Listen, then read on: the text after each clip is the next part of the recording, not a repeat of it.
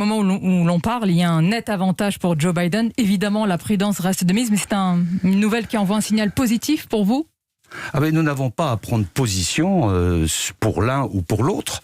Le choix d'un président revient aux Américains.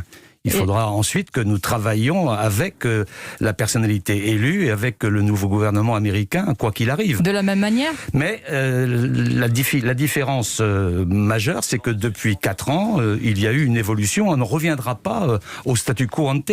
On ne reviendra pas à une espèce de bon vieux temps de la relation transatlantique. Le monde a bougé depuis 4 ans.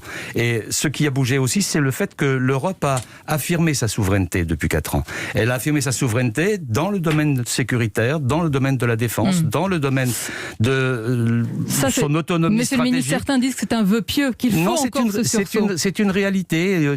Il y a, depuis 4 ans, l'Europe s'est dotée d'un fonds européen de défense. Depuis 4 ans, l'Europe s'est dotée d'une relation de défense beaucoup plus forte. Depuis 4 ans, l'Europe a affirmé sa volonté de faire en sorte qu'elle ait sur son propre territoire des champions économiques. Depuis 4 ans, l'Europe a manifesté sa volonté d'avoir une régulation numérique qui lui permette d'avoir de l'autonomie. Depuis 4 ans, l'Europe est sortie de sa naïveté, elle commence à s'affirmer comme puissance. Ce n'est pas c'est contre un message. C'est un message, quel que soit le président. C'est une réalité, ce sont les deux. Il y a encore beaucoup de travail.